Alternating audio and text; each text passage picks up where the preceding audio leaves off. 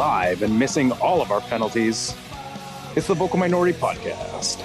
I miss them all the time. Look, it's slippery, okay? Like, I don't think you understand. Yeah, it's not my fault. I slipped. I slipped. The sun was in my eyes. There was a laser. Raise your voice. Oh, I had a big breakfast. They were waving flags behind that. Like, that's just distracting and not. It's rude, is what it is. I'm gonna say it's odd. What's rude? Having a goalkeeper out there deliberately trying to stop penalties, but that's not fair. Honestly, What the fuck? I can't think of anything more offensive. Yeah.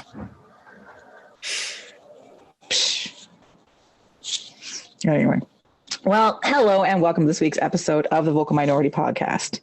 The podcast that says you can't win a cup final if you don't try. No, just kidding. On this week's episode, we do recap a very wild MLS Cup Final. It was fun. Sadly, discuss some more injuries to the men's team. Welcome the next Campion Club officially. Look at those wild and crazy colors. Talk some salary increases. That's right, almost a living wage, youngsters. Look ahead to some friendlies and more. And now to this week's panel. He was entertained. Welcome to Duncan Fletcher. MLS Cup. I was entertained, yes. Especially just the villainy of a extra time dogs or whatever you want to call it, the professional foul that injured the opposition player and denied it a goal. A top class villainy from Maxime Crépeau. Well done. Oh yeah, we'll talk. Oh god, we're gonna talk about that so much. Giddy at the thought of Hamilton with even more money to spend. Say hello to Mark Hinckley. I mean, that cap is still not anywhere near what they spend. I'm sure of it. Like nowhere near it. It can't be. There's like a founder's bonus that isn't quite written down in ink anywhere. That so I mean, it's nice. It lets people pretend they can catch up. But thank you. Thanks for having me. You're welcome. On a very good run of form, prediction wise, it's Tony Walsh. I had a big breakfast. That's a regular thing. Yeah. As for me, if there's going to be a player who plays villain to ruin the Union's chances, it might as well be Gareth Bale, because who else? I am your host, Kristin. Who else? What? Maxime Crépeau, that's who else. That's anyway, true. Gareth Bale as well, sure. The goal, you know what I mean. He played for like 6 minutes. He's a big time Charlie. The commentator was even running his mouth about him. Yeah, that's Save right. him for the next segment. I am your host, Kristin Knowles. And now to our show. All right. Well, first up, obviously, what's been going on, and we are going to just dive straight into the MLS Cup Final because that was fun. That was way more fun than I expected it to be. As we remember from last week's show, I was thinking some fun, but not. And I forget that it's MLS, and there are no rules, and there are no rules. It's just team chaos all the time. And this match, once it got going, yeah, it was a slow burn, but it eventually picked up very nicely. Oh God, when it picked up, it was like, don't blink, don't leave the room, don't get a beverage, just stay in your seat. Oh my God! Are you saying MLS is pro dehydration? Is that what you're saying? I am saying that. It's true. They really, those water breaks are a lie. It's all that Photoshop. tequila I've been drinking all these years because of those ads. That was just bonkers. The whole did everyone I hope everyone got a chance to watch the whole thing, or at least most of it. I did. I was I had a Zoom call after the match with my weekly family Zoom, and I was like literally like, okay, I have to have supper in here somewhere. And my family's like, what's going on? And I was like, well, the soccer game went a full hour longer than it was supposed to. Which was great. It was very exciting. And I would like to point out that for, a brief shining moment, it did seem as though my prediction of the Union winning in extra time was going to come true until Gareth Bale. But anyway, this was a ridiculous game, especially the second half. You're forgiven for not watching the first half. That's fine. There's a goal. It's a nice goal. And Jack Elliott somehow escaping probably being kicked off the pitch at some point in time. But once the second half got going, once that tying goal, that was it. It was like all bets were off. Just chaos, absolute chaos. Goal here, here's a goal, have a scrap.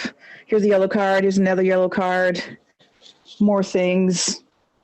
Players being subbed off that you're like, oh, so-and-so's coming off? What's happening? Is that allowed in a game like this? And then the big moment, one of the big moments outside of the goals in extra time is what Duncan has mentioned more than once, and rightfully so. And I love that it does say in the match summary, professional foul, last man. Maxime Tricot. You don't want an so amateur bad about it. He broke his leg. He broke his leg, like horribly, but has been repaired, and we'll talk about that a little bit later, or not a little bit later, shortly. But like it's very, it's terribly sad for Crépeau. On just on a regular basis. I like Crépeau to prevent things happening, especially if he's going to have to miss out on the World Cup. That's terrible. Yes. But I do find it hilarious how just like everyone's completely focused on him and that's really bad news. It's like he's the victim, and no one gives a shit about Corey Burke, who had to be subbed off injured. Exactly. Okay. It's not like Corey Burke came out of that unscathed or anything, This is a poor thing that happened to Maxime Crépeau. Yes, it is, but he did it to himself, people. Yeah. My favorite were the people arguing that he should not get a red card. No. I was like, pardon? I was freaking out because the ref had only given him a yellow initially. I was like, excuse me? That's a fucking red card. I feel bad for Crépeau, but that's a red card. That's a red card every day of the week. Come on. And people are like, oh, well, I was like, the injury has nothing to do as to whether or not he deserves the red card. You don't change the color of the card for sympathy. I do like the idea that you can get the card changed because you're injured. I punched him in the face, but I broke my hand, ref. Look. Oh, okay. You know what? Yellow. Oh, it's just a yellow then. It's fine. You're right. It was a closed fist, though, but you need to learn how to throw a punch, but here's a yellow. Now, remember, you want to tuck your thumb around the outside. Yes, not inside. I presumed that's essentially what Crépeau was doing. It's like, because, you've obviously fouled this guy. You're obviously going to get a red card, but, you're going, full on, shithousery, and you've done the foul, and now you're going to pretend to be injured to try and not get the red card.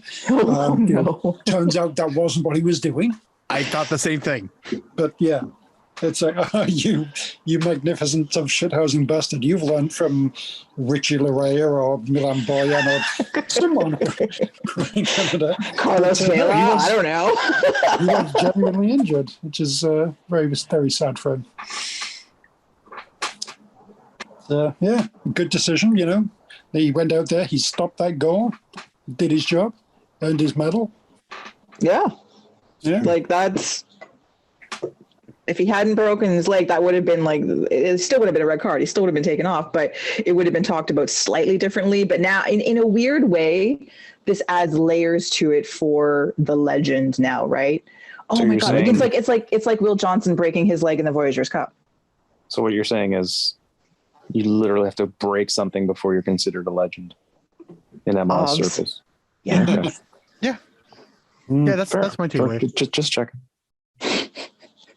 But yeah, I mean, aside from the injury, then, that sort of thing, I mean, that's right up there with sort of Luis Suarez and like the World Cup against, that handball against Ghana in the World Cup. That's top class villainy to just like, yeah, I'm going to commit a fucking foul at the right important time. Yeah. But instead it's, oh, well, that's a shame, isn't it? He's a big sympathetic figure. No, he isn't. No. He's a villain, a fantastic villain. Well done. I completely admire that. But, Own your villainy, goddammit. Come on. So from that, which also became a huge story point in this match, which was, again, just if you haven't watched it, please go watch it. Like, just find it and watch it. It's worth it. It's so worth it. We rail against this league a lot, but dear gods, at least try and seek out an extended highlight pack, because you'll really get more of that picture painted. Well, I want to talk about this McCarthy person. Oh, it's such a shame that LA had a sub left. It didn't have to go with an outfield player and goal. Outfield player. Yeah. So, but the thing about, just put you on, you got to go and goal. About John McCarthy coming on and sort of becomes, again, sort of adds to just all the extra layers of this match, is that he's from Philadelphia. He's a Philadelphia Union product. This is amazing. Like, it's just one more extra little, like literally sticking it to his old team. It's perfect, really. I do feel like the Union, they're very much like TFC, but a few years back, start out with a bit of hype that's mainly just about the supporters rather than the team. Be crap for a long time, eventually get good, and then eventually you make the final and you lose to, with the goalkeeper who was one of your own. Exactly. Exactly. So he only played in 2 matches this year, which isn't surprising because they have Crepeau, right? But still hilarious. 2023 is going to be amazing. Duncan, it took a second. It took a second of the route you were going, and I managed to just get there right before you got to it, and it's chef's kiss. That's amazing. Yes, Philadelphia will defeat. Oh yeah, LA. The final's already set for next year. No one else really MLS even Cup. needs to play. So they'll win the Supporters Shield. They'll win the US Open Cup. Then they'll beat LA in MLS Cup 2023. Yeah. I need to make sure I put a cheeky dollar bet on this, because I was going to say, Mark, put $1 Canadian on. I was going to say, if there was ever a time I was going to bet on sport, it would be this. This has to be history repeating itself. And then we're going to find out that MLS is completely scripted league and run out of ideas. And they're just rehashing all old ideas. And we're going to do this whole bullshit again in about 7 or 8 more seasons when Charlotte do the exact same fucking thing. Which is okay. I said to somebody on Saturday night on Twitter, I said MLS is the soccer version of WWE. Oh, that's kind of insulting because WWE is really good right now, but I know what you're talking about. You know what I mean. I understand the wrestling part of it. Thank you. But no, even WWE at its worst has had better story writing than this. Literally just copy paste the fucking 2016, 2017 seasons. Come on. Like you think that was long enough for us to forget? Did you make enough flashy ads, MLS? With cool people looking disinterested, wearing for us to go, oh, this is a completely different scenario now. No, it's the same fucking one. If Philly does win, congratulations and shenanigans. Exactly. Like, please let it happen now. Like, I feel like we'll just be really disappointed if it doesn't. Mm-hmm. And maybe the admins at TFC will absolutely pummel the league for 2 weeks, as they deserve, if that fucking happens. Exactly. All right, so back to the match. So because of the injury to Crepeau and to Burke, there was, obviously the match was stopped for a significant amount of time. So extra time, got a lot of added extra time. And within that, not one, but 2 goals were scored. So as I said, Jack Elliott, who had a tremendous match for Philadelphia, had a brace with this goal. And it was like, oh, everything, surely, this is it. This is it. The Union have done it. They've managed what seems like the impossible in a very raucous stadium, which I always feel like holds way more people than it does, because I gotta say, that supporters group is loud and very visible. That wall is terrifying. Of seats. It's amazing. Okay, so like I don't know when we're gonna get to phase 12 of BMO Field, but go copy somebody's fucking homework and give us a roof. Exactly. Go copy some homework and Please. do that. Do that. You want BMO to really feel like a fucking fortress? You're gonna have to build that, because you've done everything else pretty good so far. But I just love the fact that not so much like as the like distance as the crow flies, meaning like horizontally. The back row is really only about 50 feet from the pitch. It's like 100 feet high, but it's 50 feet from the pitch. It's a wall, guys. I know, it's great. Incredible. It really is. My God, I would love to have a seat there. And not just because, like, supporter culture aside, waving flags and flares and whatnot, I would love to be that close to a pitch every game. Right. And how amazeballs is that? Like, how amazing, can you not love the that? view and everything. Yeah, no, I know. I totally feel you. You guys go on about LAFC too much. I know. You must get so tired of it. We're so sorry for inflicting this on you, Tony. I know how much you dislike them. Counterpoint, it's probably all the stairs to get to the top. I'm lazy. Oh, no. Okay. What if there was a pulley system, Duncan? What if there was a lift? Okay, no, Duncan's not wrong, because I once had a seat. The only time I've been to Old Trafford, once, I was the second last row to the very back of the stadium at the top. I felt like it took me fucking 28 minutes to climb it. So he's not wrong, kids. That sucks ass. So I'm proposing that we will sit in the middle of 117 for the sake of aerobic limitations, shall we call it? We just call it that. But yeah, still amazing. I don't know if stadiums have funicular railways. Right? Like, seriously, they need to get on that. I mean, downtown LA has a fine funicular. They should just like find a way of moving it over. Say that 5 times fast. Flying funicular? Fine funicular. A fine funicular. Oh, I heard flying. Okay, fine funicular. Okay, that makes sense. If it's from France, would it be a French fine funicular? Yeah. From Finland. What would make this harder? What would make this a tongue twister? Well, the fine funicular is pretty difficult. Like I said, say it 5 times fast. 3 times fast. Yeah, from Finland, a fine Finnish funicular. Yeah. Again, no one is doing it. All right, that's fine. What if you were farting on it? Anyway, go on. So again, it seemed assured that the Union had done it. Jack Elliott, savior, clearly man of the match, everything locked up, wonderful. And then Gareth Bale. Hello. Seriously, that was, and it was a very Gareth Bale goal. Like, seen him score that goal before. Leaping header. Barely enough time to say hello. And the other thing to sort of, other than the fact that he tied it up and then sent it to penalties where everything went to hell in a handbasket for Philadelphia, is that this is also the set piece MLS Cup. Yes, it was. Every goal. Hilarious.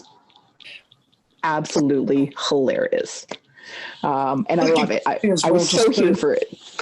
That equalising goal, and said, "Hey, yo, Jack Elliott, he's scored 2 goals, blah, blah, blah, blah, blah. You have been 6'6", cross coming into the box. You should be winning that. Gareth Bale's not that tall. Sure, he can jump. That's nice. But come on, you're 6'6". You're a centre-half. You should be getting that ball." Oh, yeah. Jack Elliott, villain. You got bullied right the fuck out of that. He really did. Like, It was just... Elliott had no chance. I was like, already he has a family, Gareth. Like, come on. He absolutely embarrassed the shit out of that beanstalk.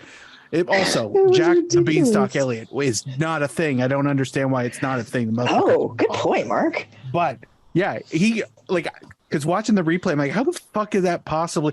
And he had like his shoulders were like above Elliott's shoulders. Like he got right the fuck up there. He was on some kind of a step ladder, and Elliott was in zero position to battle back. Like there's a little like mini motor in the man bun, and it just it helps him rise. There's a propeller. That makes sense, actually. Yeah. There's a tiny Welshman in there controlling him. Coal mine. It's not unusual. And then to penalties, and then it literally it fell apart, and it started out looking like it could be in Philadelphia's favor because the first attempt was not good, and then just bad flips over net, like just horrible. And Zombie Chivas triumphant, as it was foretold. Yeah, and just from the penalty shootout, the official man of the match, like McCarthy. Oh, that was dumb. Fucking kidding me? He played 10 minutes in which he conceded a goal, and then, all right, sure, you saved 2 penalties, that's nice, but man of the match? Fuck off. Yeah. I agree. Anyway, but, recency bias, right? Oh, look at that thing he did right there. Yeah. Whatever. Regardless, it was fantastic. It was by far and away the best final ever. And that includes ones where we were in person watching them win. That was outstanding. It's pretty fucking good. I wish every final could deliver half as good as that, and it would be must-see television every year. I'd say like a solid 80% of the time they are, though. Like they're not necessarily that entertaining, but we've seen some pretty entertaining MLS Cups. Counterpoint, 2016.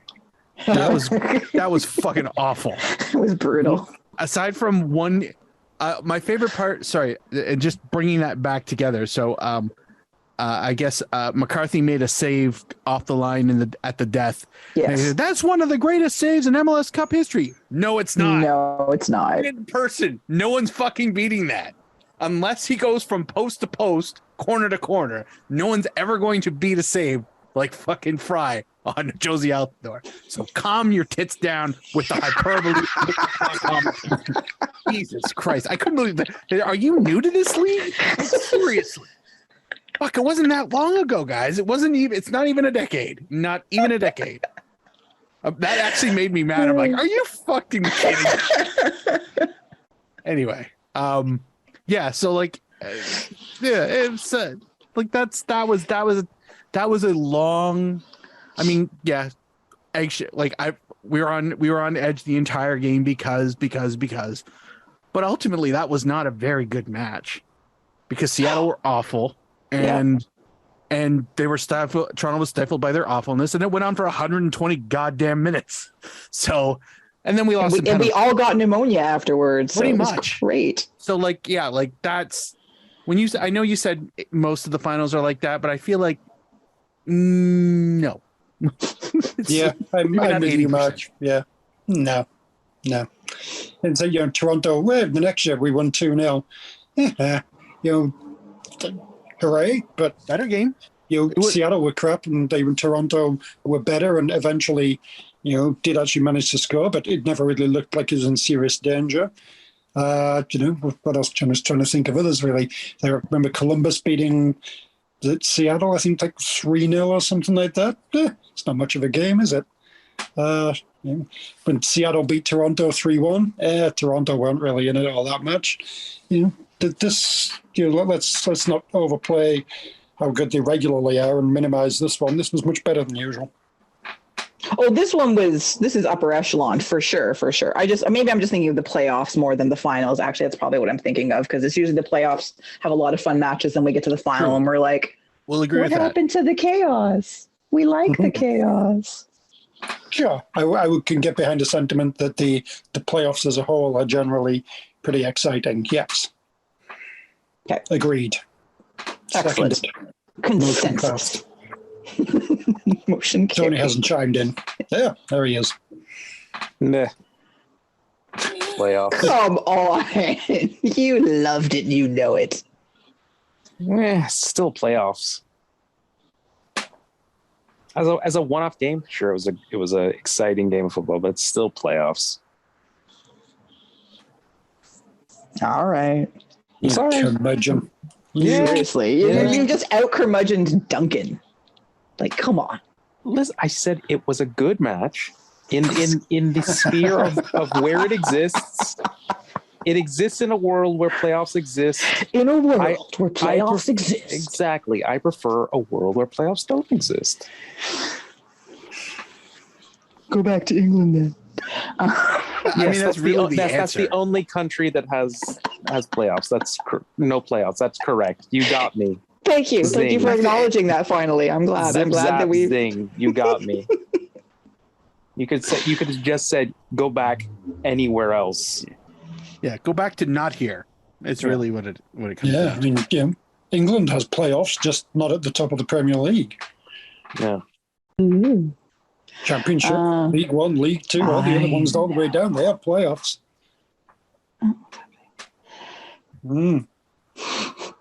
Wait, don't turn this on me. Anyway.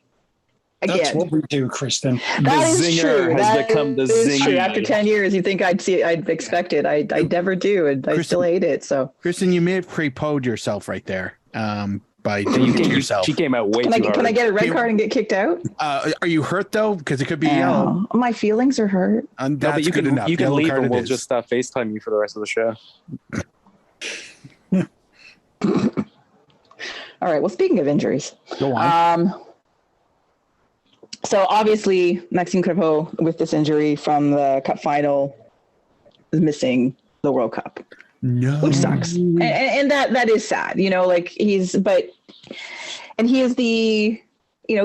next keeper behind Million Borin. So if anything happens to Borin, then Crepeau is the one who's expected to step in. Obviously, that's not going to be the case anymore. It'll likely be Dane St. Clair. Sweet Dane St. Clair. Indeed. Look how this is all coming together. But it is sad. The good thing is that Crepeau should still be in the conversation for the World Cup in 4 years, the North American one. He's still in his 20s. He's young for a keeper, so he'll actually probably be the number one keeper for Canada by then. So it's not as though this was his only opportunity to go to the World Cup, but it is very sad. And it'll be interesting to see who becomes the third keeper now. I'm assuming it's going to be Pentemis, but maybe not. Could be somebody else. Probably Pentemis, yeah. I think he's had more experience, more playing time than anybody else that really even sort of remotely comes to mind. But anyway, we're sorry for Max. It sounds like the surgery went well, so that's great. Sounds like should heal up fine. Like there shouldn't be any issues. So that is very good. So both he and Scott Kennedy missing the World Cup. But again, both of them should be back in 4 years. Alphonso Davies, who every time we blink, I swear to, like, is it just me? Or is he's not seriously injured all the time, but he seems to get injured a lot. Does he just play too much? Does he play too hard? Like, what's happening? Because he scared the crap out of the men's national team fan base in his last match when he pulled up with a hamstring something or other, came off the pitch. And of course, the internet being what it is, all sorts of wild speculation, hamstring tear, grade this level, whatever. Oh no, what's going on? Only for what was it, a day later, 2 days later, for it to be like, he should be fine in 2 weeks, everybody. Relax. But it was a bit of a moment. Although. Yeah, to answer your question, it does seem like this happens a lot with him. You know, there's that thing where he got kicked in the head. Oh, is that going to be a problem? Okay, seems like it isn't. And then this happens. That one was weird. Right? Yeah, but I feel like he just in regular game, not on a regular basis. It's, you know, for Canada, he often seems like, oh shit, he just got tackled really hard. It looks like he's really hurt and what have you. Oh, that's not good. Oh, he's okay. Yeah, I do feel like it kind of happens a lot with him, but yeah, maybe just say his sort of style of play is particularly sort of fast and just kind of on the edge of what have you. So that's going to lead to more being fouled more, or it's like his body is kind of like pushing it. I'm not a doctor, but what? Do you play one on a podcast? Yes, regularly.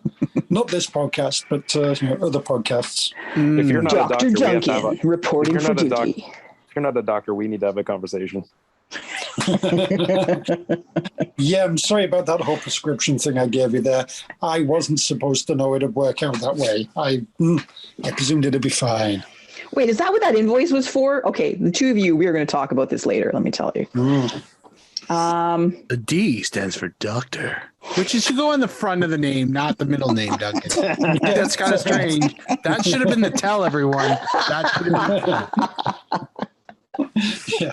Who calls himself Duncan Dr. Fletcher? That makes no sense. Doctor's his actual given middle name. Yeah, you're like a doctor, just like Dr. Kamalo's a doctor.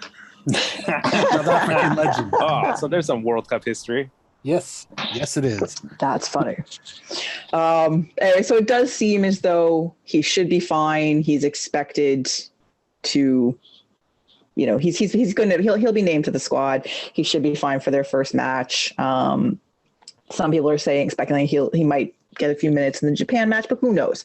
Just the fact that everyone seems confident that he is going to be well enough to play for their matches during the World Cup, at least the initial matches. That is the important thing, and has probably, was again one of the more stressful things. Although again, everyone who was suddenly like, oh, well, that's it for Canada then. Oh, fuck, we're done now. Everyone cool your tits, because there's lots of other players for Canada that are very good players that do good things and did good things during the qualifying when Alphonso Davies was injured. And yes, playing different teams, playing different countries, but everyone just settle the fuck down, please. And thank you. I feel like in general there should be a lot of tit cooling these days, but that's. I realized I said cool instead of calm, and I don't know where that came from. But we're going to Qatar. It's going to be hot, so cool your tits. It's fine. Look, you're just a big time Charlie, and and that's just that's just how tits are cooled. So exactly. Coolest tits this side of the Mississippi. I do declare. Why, sir? Well, let's move on and let's talk about some things. So, we talked about MLS a lot already this week, but we have to talk about this because a coach is back, baby. And that coach is Ben Olsen. Wow. I did not expect this. I don't know. It sort of felt like I am surprised. Like I'm not, but I am. Like, so he has now been announced as the new head coach of the Houston Dynamo. And I sure, obviously he's been out of the game for 2-3 years now. But at a sort of, not out of nowhere, because it's been rumored for a few days that this was going to happen. But this will be his second head coaching job, because he was with DCU for so long, 10, 11 years outside of playing and stuff like that. But, and he was briefly the president of the Washington Spirit and then WSL. But yeah, Ben is back, baby. It's weird, really. So it doesn't feel weird. It feels so weird. it kind of has a vibe of like when it's like TFC started up and from the sounds of it basically went to the league and said, who can we have as a GM? And then, the league of us, maybe Mo Johnston, that'll work out. It can sometimes sound as if they don't really know what they're doing. And then, someone around the league is, Ben Olsen, he's been around here. That'll work out.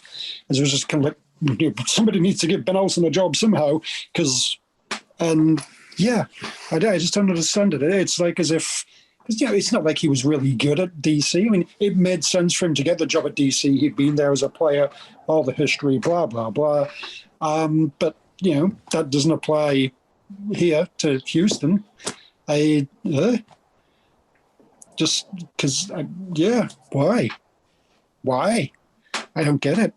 I don't think his record was particularly terrible. I mean, his overall record was a loss, but I mean, he won an Open Cup, and jokes aside as to how important that is in the grand scheme of things, silverware is silverware. So that's not a thing as far as I wouldn't be overlooking that. But how many Voyageurs Cups did Chris Cummins win, or Aaron Vinter, or many other shitty fucking coaches? Plenty of coaches have won random cups, Mark. Boy, why don't you like Chris Cummins? What did he ever do to you? Was it 3 cups, 2 cups, and I forget who was the last one you said? I'm just trying to count them out loud. No, but to be also the U.S. Open Cup is more than at that time. It's a lot harder. Had more than 5 teams in it, so sure. I'll give him that. Yes, but my point is that maybe it could be a case of he's the best that was available right now and applied for the job. Maybe he didn't get his dream move to go coach some version of Red Bull's footballing structure, because seemingly the last coach that was here and coached over there went to Red Bull Leipzig. So why not? Fine. It's fine. I feel like sometimes coaches come out of the ether in this league, which, maybe it's their time to have a crack at this level. Sure. I don't think it's a terrible idea, but I don't think it's terrible. Houston's not doing great, so no. Well, the thing with Houston, and I feel like Houston is one of those MLS clubs that's been totally in flux for the last year or two, right? Like they got a new owner and they got a new GM, and I still think they should have given Nagamura more time, but they didn't. They were in last place, so they turfed him. He hadn't even finished his first season as coach. Before this, it didn't even let him finish. They didn't even let the man finish the season. No, they threw him out, which was too bad. And it's not like they suddenly were a house on fire for the rest of the season. But anyway, this is the direction they want to go. Now, Pat Onstad, previous relationship with Ben Olsen? Probably. Ben's been in the league for so long. Yeah, I feel like was Onstad with DC at some point. That's what I'm trying to remember. I feel like he must have been, because sort of like TFC for a while, it seems like everybody went through DC, whether, when Ben was playing or by the time he became the coach. So, and Houston has been meh to bad for any number of years now. They used to be, they were one of the early dynastic teams, right? Like MLS Cups and finalists and US Open Cups and all sorts of things. But they haven't. Pat Onstad apparently played 3 games for DC United in 2011. Oh, well, there you go. That's memorable games, though. Memorable games. There, he had a real impact on Ben Olsen. Also, just amusingly, as I'm flicking through his Wikipedia profile there, full name, Patrick Stewart Onstad. Spelled exactly like Patrick Stewart. Make it so. Yes. Number 1 report. Data. And then he was like an assistant coach with DC from 2011 to 2013, apparently. Oh, so, there you go. Solid connection there. And, okay, a little relationship, a little nepotism of sorts. Okay, nice. I'm down with that though. I have no issues with that. I think it'll be interesting to see what he does in a different conference. And yeah, welcome back, Ben Olsen. It's weird. It's like once he left, because his leaving seemed so final. Like it was like he was done with MLS. He went off to do the NWSL thing for a while. He was doing a few other things here and there, half-hearted, but it kind of seemed like, okay, he was, he'd been in MLS for a really long time, player coach, everything. He was done. But maybe now he found himself. Oh, perhaps. A lot of pandemic pondering. Maybe he'd walked across the country or something. Traveling from town to town. Solving local crimes. Putting kids on the right path. Ooh, exciting.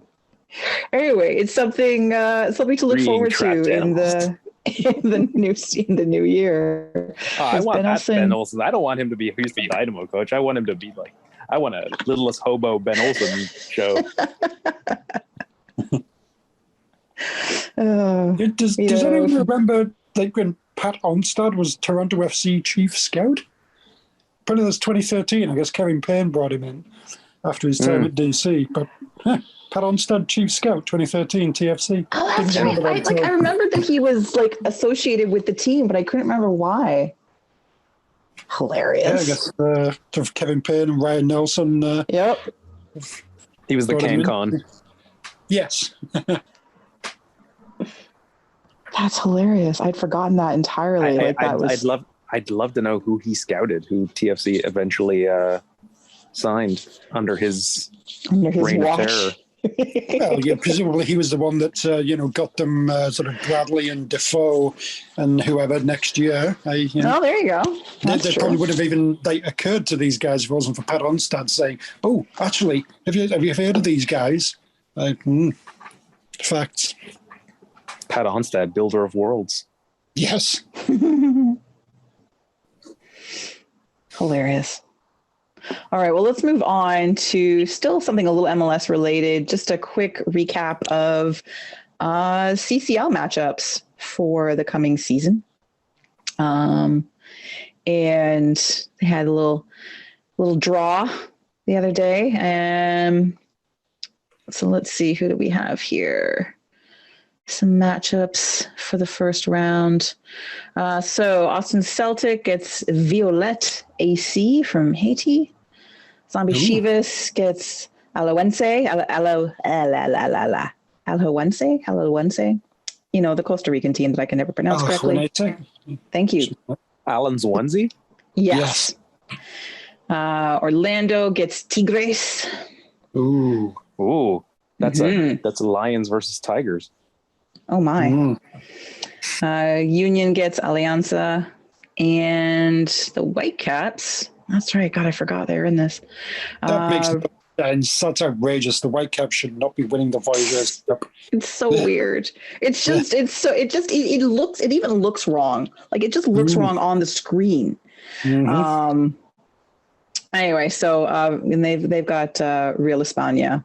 So the round of 16 is in March. Real España. It's better than fake España. Exactly. Oh my God. No one likes fake España. No one likes artificial España. Right? Yeah, no. Just doesn't taste the same. Exactly. You have that aftertaste. Yeah, it's just not right. All right. Well, moving away from MLS and all that fun stuff, we're going to head to the CanPL. That's right. We actually have CanPL news to share and to discuss. First up, hey, that team from Vancouver, Langley. You'll never guess what they're called. They had the official launch of the next CanPL team. You'll never guess the name, you guys. You'll never guess it. Must be Langley something, right? Like Langley Town? Well, no, because just before we get into this, I was kind of looking beforehand and just Google Langley FC. They exist. They've got a great badge. Oh, really? On it. Langley FC. And go to their website. Great badge.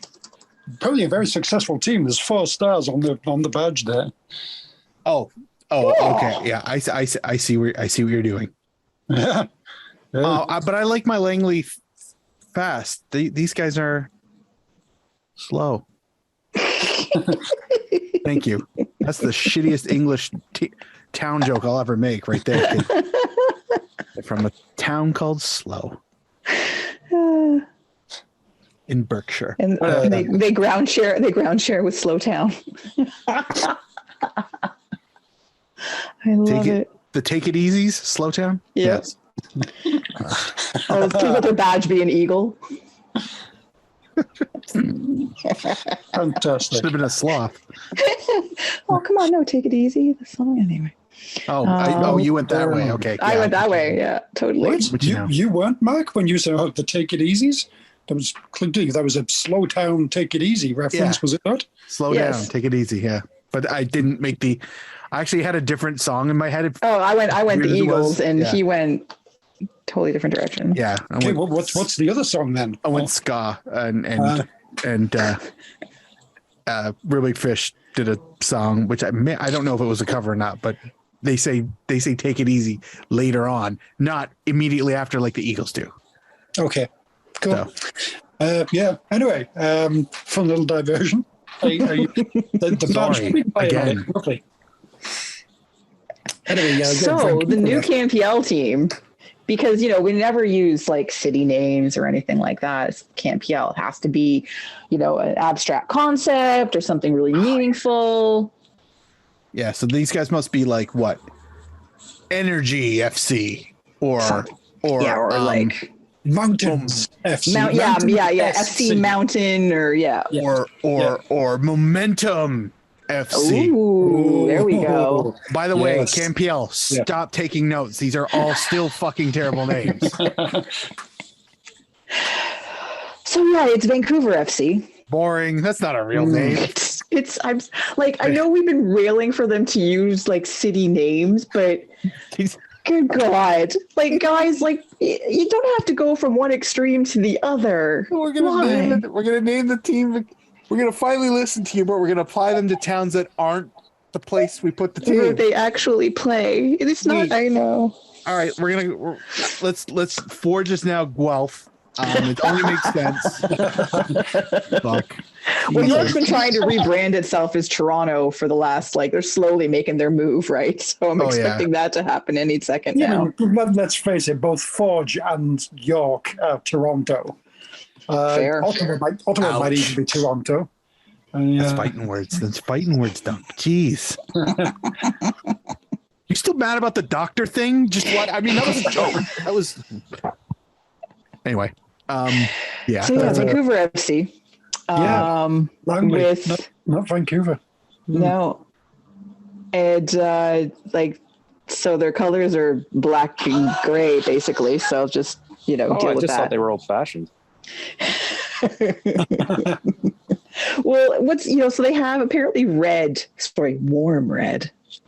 Apologies. What? Warm red. Oh yeah, because we have to name all the colors, but the color the red is apparently cold red. Is there a cold red? Yes, I don't know. But it's nowhere to be found on anything. So why bother? I don't need trim. They're gonna look like DC United version 1.0. Well, that was one of my first thoughts actually. I was like, okay, so you're basically just stealing DC United's colors. All right, good.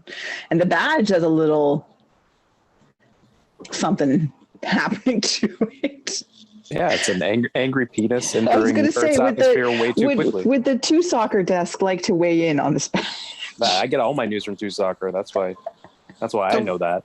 All right. Well, did Two Soccer make it so it's an angry penis, but are the 4 lines that are coming up from are those just really I think those are speed lines as it enters Earth's atmosphere. I was going to go pubic hair. I figured that's what I thought you were. That's specifically designed pubic hair. Yeah, that could be true. It's all the rage. Yeah, someone's been to the barber shop and spent an hour getting that pattern to put into their pubes. Yeah. Maybe they're speed pubes. Now you're talking. Like spoilers. Oh God. All the bros are going to be getting speed pubes. Speaking for all women that sleep with men, don't want speed do pubes? this. No, it's fucking stupid. Come Just on. leave it be. No. But we'll be so much faster. Good God, no. Please, enough with the fast part, okay? We don't. No. Lickety split. Zip zap. So, like, every time. catchphrase. Great. Speed pubes. Do. Anyway. Make it greasy. Do. Oh. So welcome to Vancouver / Langley / whatever. All right, so The Vancouver speed FC. pubes. Are we calling them the speed pubes from now on? No.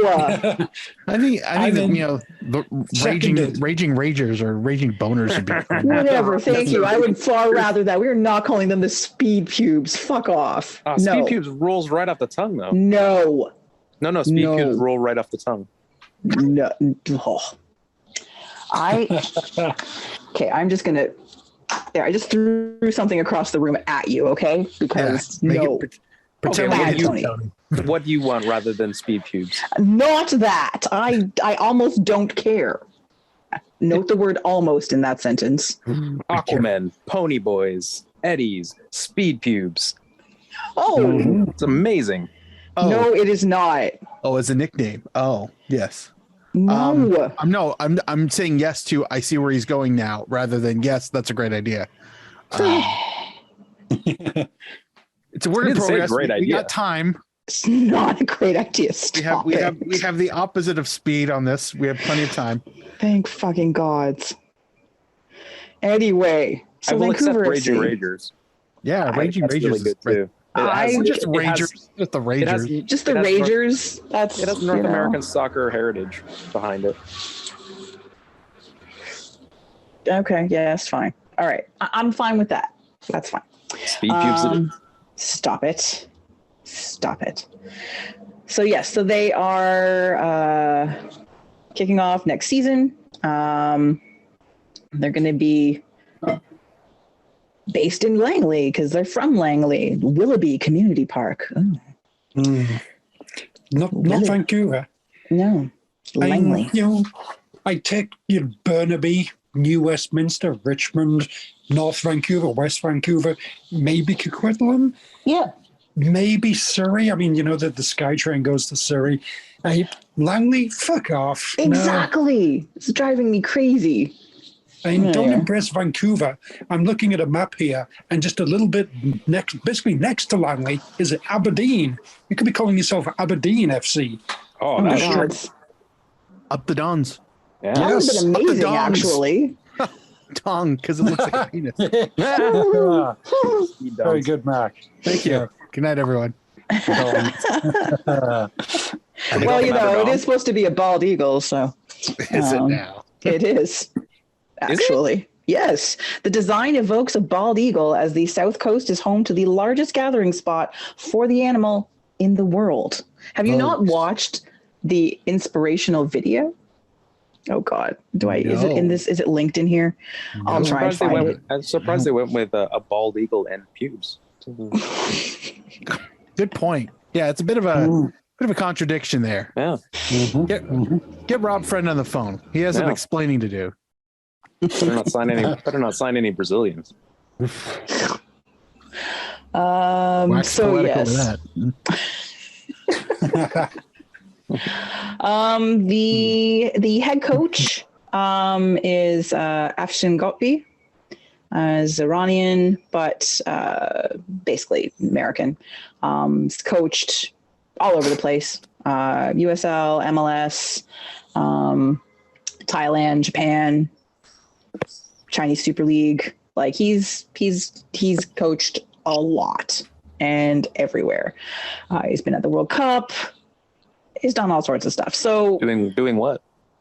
coaching. Has he done a good job at all these places? I don't remember. Oh no, he's been fired spectacularly at all. I don't think that's the This sounds case. like a man with a lot of firings on his resume. The man's been coaching for over 3 decades. I think he's had. That would be amazing. I don't know anything about his career, but it would be hilarious. Like, he's got all this experience, and he'd been like fired wildly in every place for not knowing what he was doing at all. Oh my God! You'd hope that's not the case, but I would enjoy that. I doubt it's the case, but You hope not. Yes, but pretty funny. He was an assistant with the Galaxy when they won MLS Cup. He won the Iranian League title. Oh, Persepolis. Okay. He was in charge of the Iran team that made it to the quarterfinals of the Asian Cup in 2011. Let's see. He was coaching in China before the pandemic. Yeah, it said he gained promotion. Yep. In the Chinese Super League. Yeah. All right. All right. So he knows what winning kind of looks like. So that's good. And he's been with the World Cup for a couple of different countries, actually, America, the US, and South Korea. Crazy. Anyway, dude's got scads of experience. So this is honestly, we're sort of almost not entirely, but almost regardless of his success or whatever. Like, this is one of the most experienced coaches, I think, to come to Camp Yell, which is kind of great. I will, I appreciate that. Yeah, probably. Yeah, he's up there with. Can't argue with that one. Up there with. Thank you. Stephen Hart obviously had some experience. Why is my brain breaking? The gentleman who was coaching Halifax for the first 4 seasons. Stephen Hart. Thank Stephen you. Hart. Yeah, comparable resume to that. Like, as far as been places. Yeah. So yeah, that's why I said one of the most experienced coaches, not the most. Although I still think he actually might be the most experienced coach to come to MLS. I'm sure to Camp Yell. If you took 2/3 of the coaches that have been in this league, he would have more experience than all 2/3 of those probably combined. Most of them. Anyway, so I think that's kind of I think that's a really interesting direction for them to take. To go with someone like that, and to convince someone to come to Camp Yell as well and take on a new project and a new team. Anyway, it's congratulations on the new club. We still desperately need a club in Quebec. So powers that be, Mr. Noonan and co,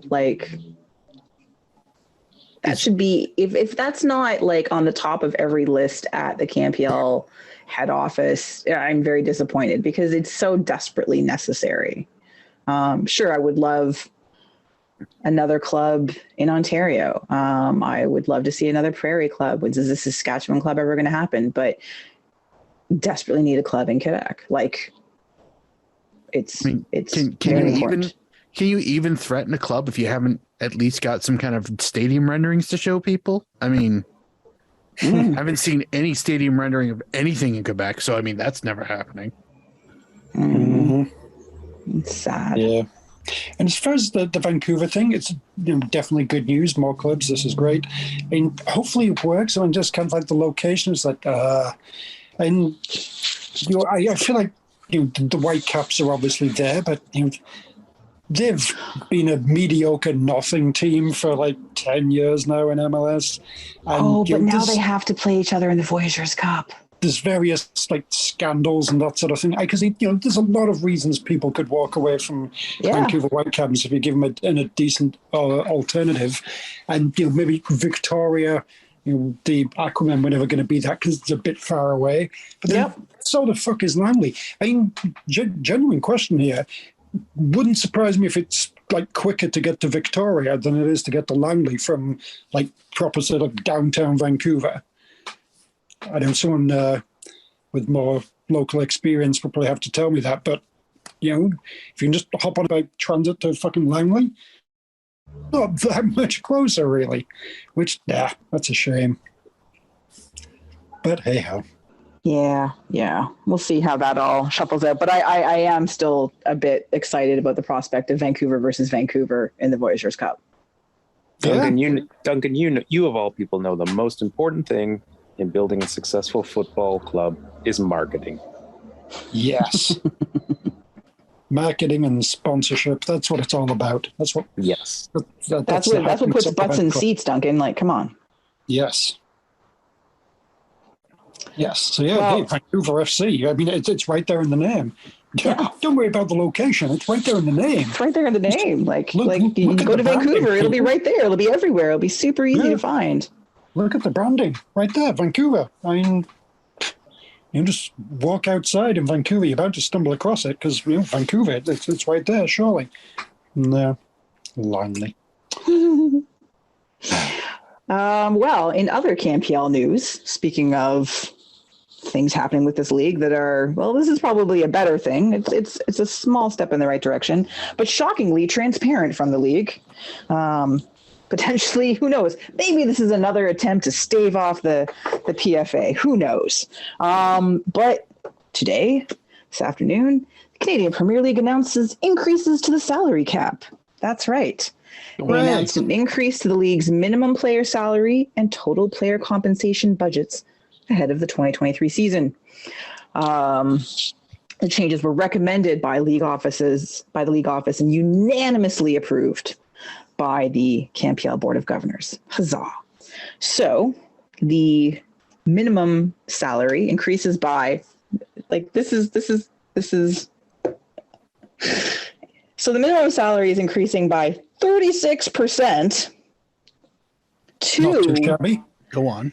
$30,000 because that's how little they were being paid, Sweet. which we all knew. Inching ever closer to the poverty line. Exactly. I mean, over it, not, you know what I Yeah. mean? Oh, yeah. Oh, like Now I they, only, said, now they only need 2 other jobs. Nice. or two other roommates. Yeah. To be fair, I do feel like probably Winnipeg, you could probably survive, get a house, get an apartment on your own and survive on $30,000 a year. And, it'll be nice, if you're in any of the other sort of cities, it's probably, hey, if you're still living with your parents, then hey, this is pretty sweet. But, maybe Winnipeg, give 30,000. Winnipeg will suddenly become the place to go. You finally go, oh, well, you got this, where can we actually live on? Because that's not going to do much for you in Hamilton. That's for sure. It's true. No. It's probably not going to get you anywhere like close to York or yeah. Hey, York United, that's like almost a full year of Go Transit fare for the York United players. Anyway, but so it is a very positive move. It's still, but we'll take positive steps because, well, they're necessary. So there's other, yes, they're doing separating each club's player salary budget from the technical staff salary budget. Now each with their own minimum and maximum spends. The 2 budgets were previously connected and limited within a total combined spend amount. So basically, Hamilton had split them long ago and has been operating on 2 different budgets. That's just my guess. So maximum spend is $1.125 million for player compensation. Something about implementing U21 players incentive program. I vaguely remember that. Oh, right. Cap relief for your U21s. So player compensation budget increased by $175,000. And the club has to spend at least $750,000 on their player salaries, which is a 15% increase from last year. Okay. Yeah. All in all, not too bad. That's positive a very moves. Positive. That's a good direction to be going in, and Yep. of sizable amounts. It's like, yeah, all right, well done, very good. Oh yeah, I don't have complaints at all. I'm happy to see it happening. I'm happy to see them being quite transparent about it, which is again a marked departure for this league's home office, which has everything in a shroud of secrecy. And it does look, as though the salaries are moving in the right direction. Now, still, They very much still need to recognize the PFA, but we'll see what happens in the coming year. I do think there's, a couple of bits of like angles to this. That there's a bit of a PR move that they are, sort of being kind of, you said, transparent or what have you. And yeah, I think part of it is definitely the whole sort of PFA thing. I want to come out and be able to say, yeah, these guys don't need a union. Look at us. We're taking care of our players best we can. Trust us, blah, blah, blah. And yeah, as well, just the whole thing with the players at the World Cup and everything, and CSB's like getting all the money, and the poor World Cup players aren't getting anything. And I kind of help think this is very much see, this is what we do with the money. We're actually investing this money in the National League. We're growing the game at this particular level. This is what's happening.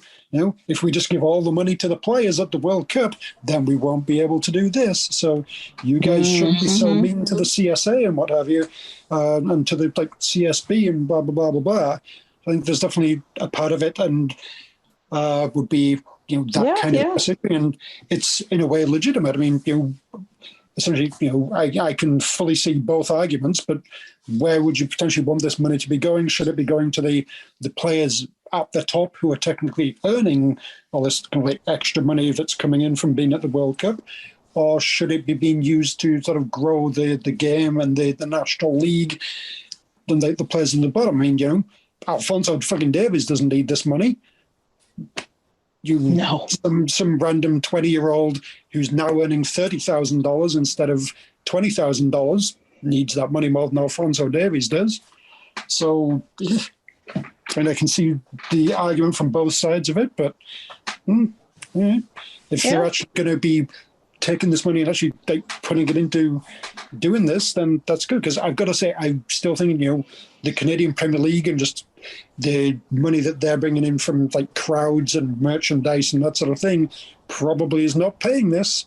It is going to be the amount that they're able to make from sponsorships and national team things like that are probably a large part of these raises. So, but I think that's probably part of why they're actually really kind of coming out and promoting this. But at the same time, it's a valid argument, really. It's where do you want the money to be going? The people at the top are already making decent money, or people at the bottom who aren't yet? Well stated. It's true. Okay. Well then, on that cheery note. Yeah. Anyway, good that this is happening. Wherever the money's coming from, this is good news that those players are going to be getting more money, and the minimum is going up, and it's for the spend as a whole and the salary cap as a whole, things going up. It's good news. Excellent. Actual statement from the PFA before we move on from this. So the PFA, which represents players, said it welcomed the move to increase the CPL salary cap. View the league's decision to increase the salary cap and minimum salary as progress towards the further professionalization of players' CAMPL experience. However, we remain mindful such arrangements require players' agreement through collective bargaining in order to maximize mutual benefit, transparency, and enforcement. Also noted that November marks, wow, it's been this long already, almost 3 years since the players formed the PFA in order to negotiate improved wages and conditions, resolve disputes, et cetera, et cetera. Unfortunately, past 2 seasons, pandemic has interrupted plans to create bargaining relationship with the CAMPL through voluntary recognition or legal means. We look forward to doing so in the near future. Dun, dun, dun. Anyway, it's good. You know what? I think it's a positive thing that they came out right away and, throw some support behind this. But that's good. That's good. So I wonder if maybe they were looped in ahead of time. No. You'd hope so. You would hope so, but how can you bargain or negotiate with a union or association, whatever, without actually recognizing it? So And just, we're not going to officially say it, but yeah, what do you think about all this? Yeah, what are your thoughts about this? What if we send you some notes? This is the number we were thinking about. Pushes electronic paper across the electronic table, flips that over, scribble. What about this number instead? Yeah. Anyway, we'll see. It really is, again, it's a positive sign. They really do need to recognize that union, though, and just be like every other league in pretty much all of existence. Let's just do this. Mm-hmm. All right. Well, let's move on to what's coming up, because there's a little bit of stuff coming up this week. And that is not one, not two, but three friendlies played by our national teams. As we mentioned last week, the Canadian women's national team, the XNT, have 2 matches against Brazil, and the men's national team have a match against Bahrain, who, if anything goes wrong, we'll blame it on them.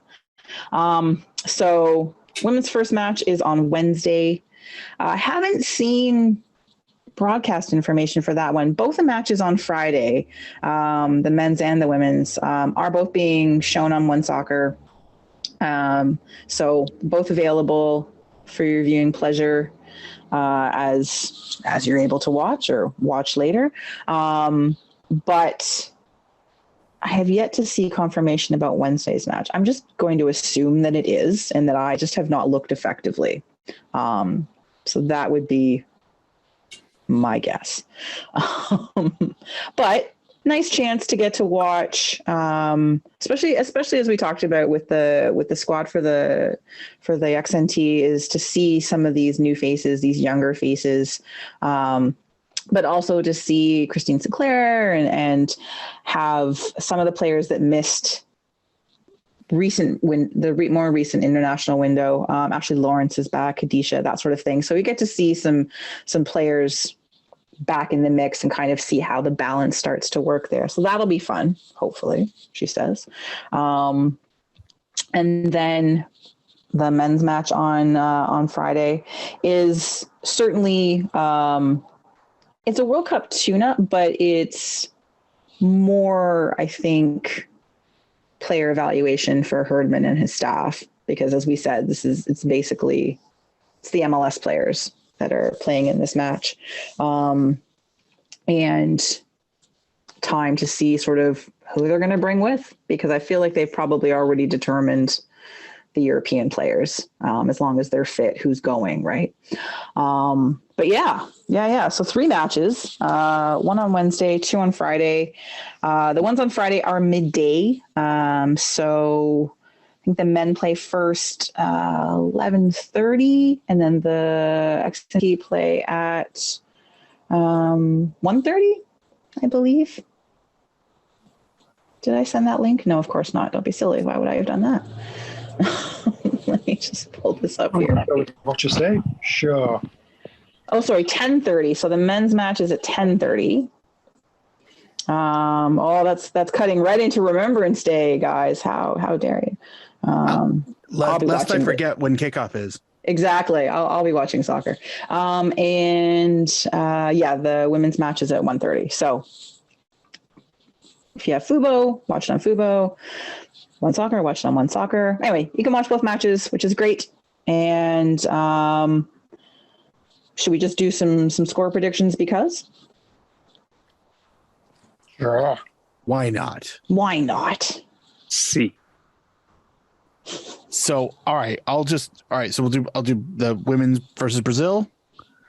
We'll say game 1, 2-1 Canada, and game 2, I'll do 2-1 Brazil.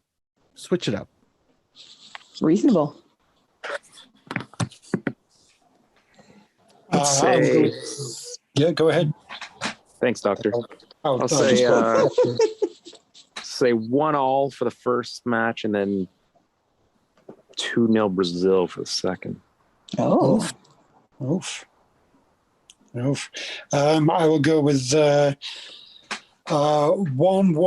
and 2-0 to Canada within the those games against Brazil. Want How to can see? I- I'm with my esteemed colleague Duncan on this. How can I All argue right. with an internet proctologist? It's a proctologist now? Dear God. Oh yeah. Oh yeah. Oh, yeah, Duncan's like, absolutely. What else would I possibly be? Actually, that's a good point. And then the men's match. 1-0 to Canada. Little bit of sort of panic of like, oh well, this isn't good, is it? Let's hope the Europeans can help. The European-based players can help. Yes. Yeah. I thought you meant Mediocre. NATO. 1-0.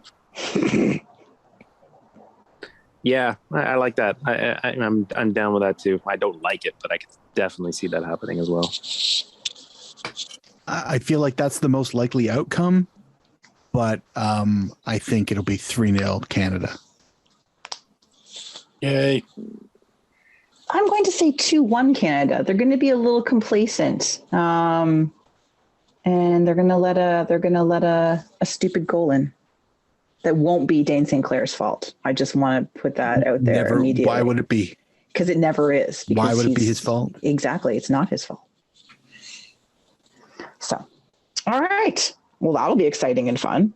And then, just everyone so you know, Sunday morning, 10 a.m. Eastern Time, the Canadian World Cup squad will be revealed on TSN. What time is that in the mountains? Yeah, I don't know. All right. 9? Which mountains, I guess.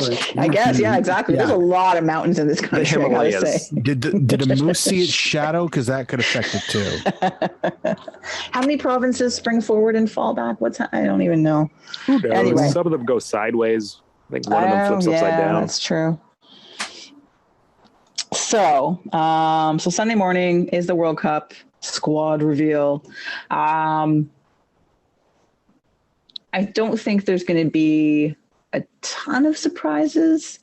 For me, I put two names down. I put Daniil and Atiba because Daniil's been this very strange question mark half/joke the last few weeks or month. He's going to go as a coach. He's going to go as locker room motivation. I still would like to point out that while again, he is not the most fabulous defender, he did some good things during the World Cup qualifiers. He was important in more than one match. He started the fight against Panama. And not just for, well, I was going to mention the corner flag fight, which was very important. And yes, obviously I'm very biased. Everyone knows I like Daniil Henry. I get it. I admit it. But I do like to think that there's at least a tiny little bit of me that is being reasonable about this. Yeah. Was it the game against the US where he just went out there and was just fouling everybody and then got subbed off after about 30 minutes? I know that was against somebody. Was it the US? It may have been somebody else, but I feel like that was something that he did at one point and said, yeah, let's just do that again. Let's put him out there for the first half an hour against Belgium. Go up there and fuck up Kevin De Bruyne. He's going to cause chaos. Exactly. Before he gets a red card, we'll sub you on for the defender that we want at the end of the game. It's Victoria, Kamal Miller, whoever it might be. Exactly. So, it can't be Scott Kennedy, unfortunately, but so... Yeah, Derek Cornelius. I wonder if Derek Cornelius is still in the conversation. Huh. Okay, you know what? I know, jokes aside, that we're like, oh, where's Daniil going to fit in? Oh, no. Duncan's plan is he's going to fit money. in. I do love Kevin De Bruyne. Plays for the wrong Manchester, but, there's its own other issues there. I don't want to see people get hurt. But if there's a game he does... and it's early enough, and O'Neill does it. We name just the street a slight after injury, him. just a minor injury, a knock. Yeah, I'm not even saying just go out there and give him some bruises. I was going to say bruise him up a little bit. Yeah, that are going to slow him down for the game. They're called Bruges in Belgium, by the way. Bruges, yeah. Thank you, Tony. That's so good. The reducer in oldie-timey football time. There we go. And then, about half an hour in, just before he gets a red card for persistent fouling, sub him off for somebody else. Perfect. That's all he needs to bring to the World Cup. That's all. And then he can spend the rest of the time being locker room motivation, like corner flag antagonizer, whatever. It's great. Yeah. I'm sure the role of player engagement is not like it's not fulfilled with the CSA. So like, and he's been around Jason Hernandez long enough to know how that role goes. I don't know what it would be like, but I'm sure he knows enough to go bonjour. You know, like I know he could do that. You know. Anyway, the other name I put down was Atiba because Atiba, continued to be a question mark whether or not he was healthy enough. But, Herdman's given a couple interviews lately and they've been very positive about his conversations with Atiba. And again, and I have said this, there is no way, there is literally, unless Atiba is seriously, like actually seriously injured, like he cannot walk kind of injured. Even if. Again, yeah. See, he'll be a coach. He'll be the water boy. It doesn't matter. Atiba is going to the World Cup. This is Atiba's World Cup. I will fight anyone on this. This is the hill I will die on. That Atiba Hutchinson is going to this World Cup. He's going to step on a pitch during a World Cup match so that his name goes down as having played in a World Cup, because if no one else deserves it more than him, nobody. And I will, like, seriously, if for some reason his name is not on that squad list, I will find John Herdman. I mean, I think, Canadian government officials, whatever, don't listen to this, but I will do violence to John Herdman. I've seen the numbers. I think you're safe, Kristin. But I also believe it. I also believe that. Anyway, I'm very passionate about this. I'm sorry. Well, still room for a surprise or two, though. Do you have a surprise or two in mind? Is there a player you're thinking of? Oh, yeah, there's one I'm thinking of. Duncan's got it. I think I know who Tony's thinking of. Oh, no. Both of you, stop it. Now I know. Why am I not thinking of this? Why? I presume Tony's thinking of Diro. That's what I'm assuming. Fucking right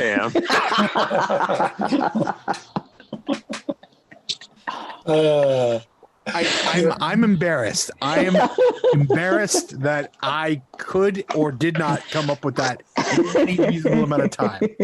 Of course, he's been practicing. He's been practicing. Calls up Herdman. He looked pretty fit on his stint on Top Chef, so that was filmed a few months ago, but still. Calls up Herdman every day to let him know how training went. Sends him film. And Herdman's like, sure, Dwayne, sure. I gotta go. Lunch is on the table. So what's your son up to right now? Yes. Exactly. Yeah. Di Rosario the younger? Sure. Yeah, I'll give some space to that kid, sure. That's hilarious. He'd be the new Roger Milla. He could be, yes. Oh my God, with that dance, he would go global. It'd be so late in his amazing. career. Straight to the corner flag with his little chicken strut. He would be a worldwide icon for life. Yeah, Uh-huh. That's true. Mm. Everyone remembers Roger Miller. Uh-huh. Why not Diro? Exactly. I bet Roger Miller was an asshole too. He seems lovely on Twitter, though, I will say. I think he was Roger Miller? Yeah, he's on Twitter. Is he? Oh. Yes. Yeah, go say it to him now. Go tweet. Yeah, exactly. Go on, Duncan. Yeah, just. Make sure you add us. God damn it! I want to see this. This is big boy pants all over again. Do it. Oh yeah, it'll be interesting. I think really the main question, who's the third goalkeeper going to be, and Panties. Yeah, I think so. And then what is the defensive makeup going to be? Will there be any surprises out of this camp, this Bahrain match, from some of the MLS players? Does Liam Fraser somehow work his way? No, he's not. And I love Liam Fraser, but does Lucas Cavallini work his way out of the squad? Please, no. Adrian Surio's music. Yeah, I don't see. I think Cavallini's going for sure. He's going. I know he's going. Just annoys me. So we should. Yeah, I don't expect a ton of surprises. I think, no Scott Kennedy is sort of kind of what becomes the who replaces Scott Kennedy is the big question. So curious. What a man. Actually. What a man. What a mighty good man. What a mighty good man. Yeah. If there's anyone you want in the desert, it's Waterman. Very good point, Tony. Very excellent point. Sold. Yes, there's logic behind that. All analysis, man. All right. Well, obviously, we will be discussing this next week. But yes, so Sunday morning, 10 a.m. TSN, 10 a.m. Eastern time, for the Canadian World Cup squad reveal. So make sure you're up. Mm-hmm. Breakfast at D Rose. Oh, no, it's going to be something vegan, though. Yeah, he's still a vegan? That's why he's keeping himself in shape. Yeah. And I said, what about breakfast at D Rose? I said, back off. Hey, guy. I'm vegan, so no. And I recall, I think none of us liked it. And I said, well, that's more soy for me. Thank you. Thank you. All right. Well, on those dulcet notes, that is our show for this week. Please join us next week for our World Cup preview. We're going to do it all, baby. We're going to go group by group. We're going to make predictions. We're going to pick players. It's going to be a festival of World Cup goodness. And of course, we're going to talk about the World Cup, the Canadian World Cup squad, and see if I have to hunt down John Herdman. But I won't have to because Atiba's going. It's fine. I have been joined by the entire Vocal Minority Podcast panel, as per usual, to be found out there on the Twitters at Duncan D. Fletcher, Mr. Duncan Dr. Fletcher. Yes. Hello. I'm a doctor. It's true. On the tweets at malarkey FC, Mr. Tony Walsh. Hashtag D-Road to Qatar.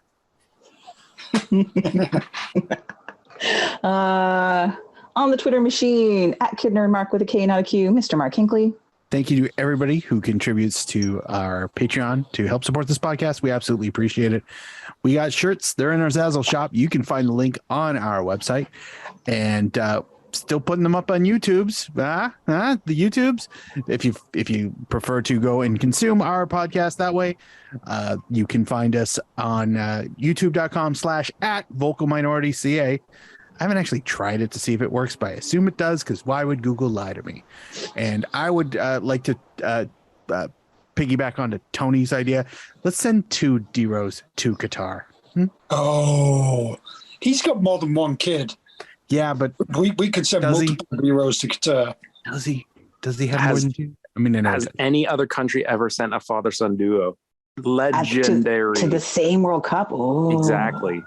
No one would ever forget us. Never. Can we not just send his League One Ontario team, which is like D-Row United, Jersey, whatever they're called? Just send that entire team. Yeah, it'll be fine. They can be the taxi squad. It'll be great. Yeah. As for me, you can find me on the internet. Yes, the entire internet at KZ Knowles. I have been your host, Kristin Knowles. And until next week, Canada, get used to it.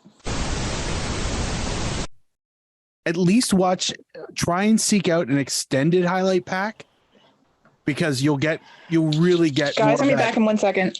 That picture painted. Wow. Okay.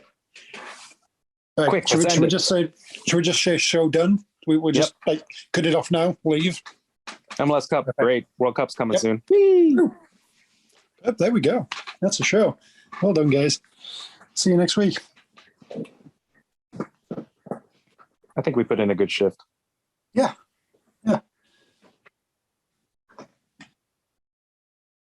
I'm very intrigued as to what's happening out there. Should we take guesses? I'm going to say. You Eviction. No. Election. That's the word I wanted. Yes, her weekly Conservative Party check-in. Oh yeah. She's purple party all the way. This one. Yeah. Yep, for sure. Yeah. Okay. Hi. Bye. Bye. Delivery of the new Valley 3000. Could be. Yeah. I'm back. Hooray! Sorry about that. That was very exciting. Yeah. Did you guys keep talking, or are we just going to pick up where I left you? No, Oh, we ended the show already. Yeah. That's what I figured. I figured Boys. that. Was it a good show? I expect it was an Not awesome bad, show. actually. You were hilarious. Yeah. Good. Oh, I'm so glad. You know, much like the MLS Cup Final, started off slowly and everything, but great ending. Fucking After you chaos left, as great you. ending. Yeah. This is the MLS Cup 2022 of podcasts. Isn't it true? Yeah. Tony even sprained his thumb. He didn't break a leg, but Yeah. I'm a legend. complete professional podcasting. Yes, you are, Tony. You are. Shall I pick up where I was going to go with what I was going to say next before my phone rang? Sure. If you have a question. I hope so. We'll see how it comes out in the edit.